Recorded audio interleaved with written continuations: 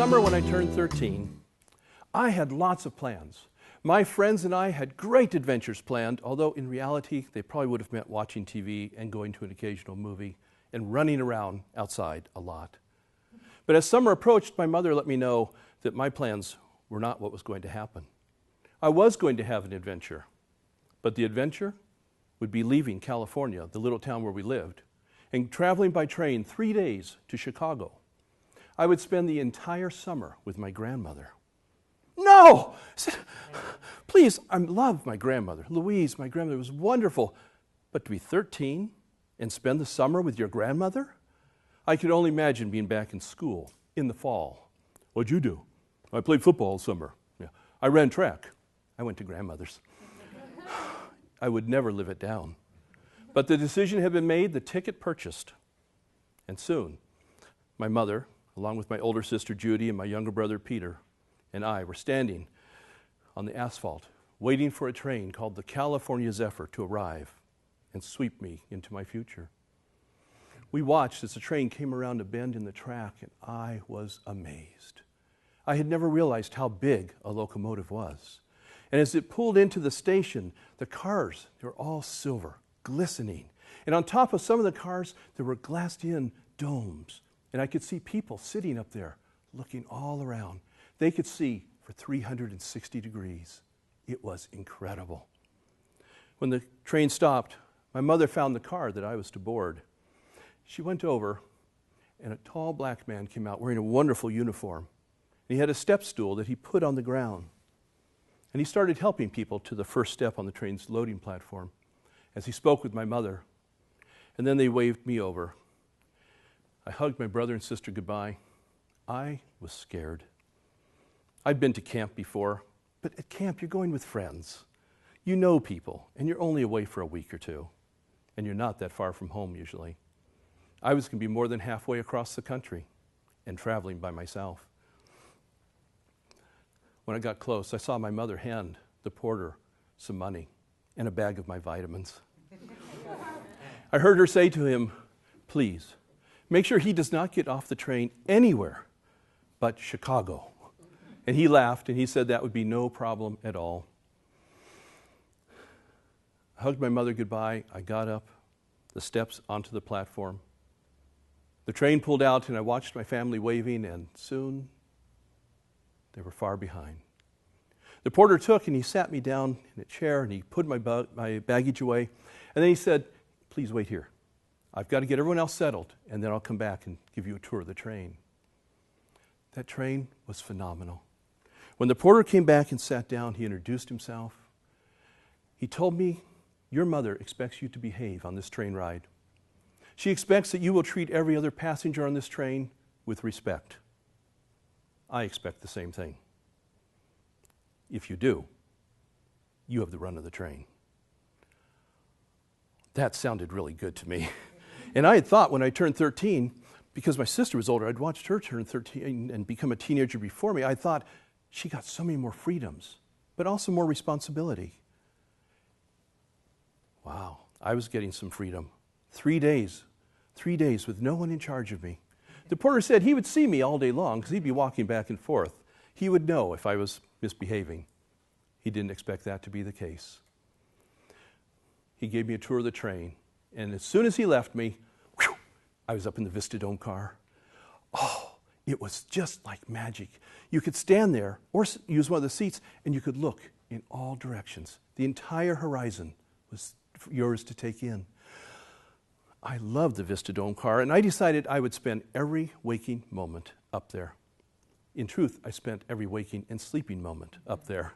I would sleep in the Vista-Dome car because that way, when the sun started coming up on the horizon, if I wasn't already awake, it would wake me up. And I would see the earth come to life, the light pouring forth and flooding the earth as moment by moment the earth woke up, and I was able to witness all of it. Sometimes when the car was full, the Vista-Dome part was full, I felt like I was on a giant magic carpet made of silver steel, because you could look in front of you and see the cars snaking down the road. You could look behind and see them snaking along the track, and there was always that gentle, gentle swaying. It's just hypnotic. You're enjoying the train, and you're hearing the subtle sound of the wheels on the track. I loved it. Before we got into Chicago, the porter came and he said, "Do you remember that we promised your mother that you would eat one meal in the dining car?" He said, "I know you've been only going to the snack bar." And it's true. They had the best cheeseburgers and wonderful chocolate malts.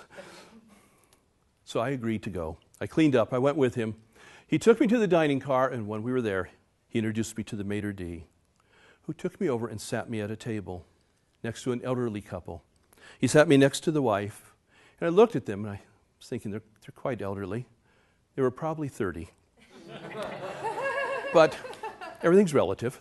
I looked at this old couple and thought, I'll have nothing to say to them. The seat across from me was vacant, but only for a short time. And then they seated a man. I looked at him as he approached the chair. He was dressed in black pants, black coat, black shirt, and a white collar. Oh, this was intimidating. My mother had taken me to many, many churches as I was growing up, trying to see if one of them might stick. None had. So she had given me religious freedom when I was 13. She said, "I want you to go to church, but I want you to choose the church that you would like." I did, about 2 months after that, and I became a card-carrying, non-denominational Protestant. I loved my church. I had a great youth group. I was learning things. I was memorizing Scripture. But I looked at the priest. I had seen many in our visits to Episcopal and Catholic churches, and I knew that one look at him, he was serious about his religion. I determined that I would not shame my non-denominational Protestant church or my family by misbehaving. I would be on my best behavior. Right after the priest sat down is when it happened. The waiter came in with a tray filled with small bowls, clear liquid. He put one in front of each one of us. The adults all thanked him profusely. I stared. What was the bowl for? Couldn't be soup, too small, too clear. I looked at the priest. He was smiling. Ooh! It was that fancy religion. It was a test. There was some sort of ritual that I didn't know about, because in the Protestant church, we did not use little bowls of clear liquid for any ritual. But I was not going to fail, and I was not going to embarrass my non-denominational Protestant church. I thought, I will eat more slowly than anybody at the table. They will finish first and thus be obligated to complete the ritual before me. This 13-year-old boy was not in any way genetically equipped to eat slowly. Eating as slowly as I could, I finished my meal before they finished their salad. I looked around the dining car and I saw everybody had one of those bowls in front of them. Such was the power of that fancy religion that wherever the priest went, everybody had to partake of the ritual. I thought, this is incredible. I watched. No one was using the bowl. I thought, could somebody throw the little Protestant kid a bone, use the bowl? No one used the bowl. But I thought, I could pray. I started bringing my hands together, and I thought, wait, I don't want him to know whose help I'm getting. So I put it down here. And I prayed fervently. I prayed, and I had a vision. In hindsight, I'm not sure where it came from. But I had a vision, and I understood the bowl, and my anxiety was relieved. I looked at the priest. He was still smiling at me, which made me nervous, actually. But I wanted him to know that I could rise to the occasion. Slowly and deliberately, I moved, that he would not miss a thing. I lifted my hand. I put my fingers in the bowl. I looked at the priest. He smiled. He nodded. I was on the right track. Then carefully, I made sure I had enough water on my finger. I lifted it and brought it to my forehead, where I crossed myself, because I knew it was a blessing bowl. I had seen it in a vision. It couldn't be wrong. I wish I'd looked at the priest's face right then, but I didn't. But I excused myself. I got up from the table. I walked away, feeling confident that I had neither embarrassed myself nor my non-denominational Protestant church. My religious education was second to none.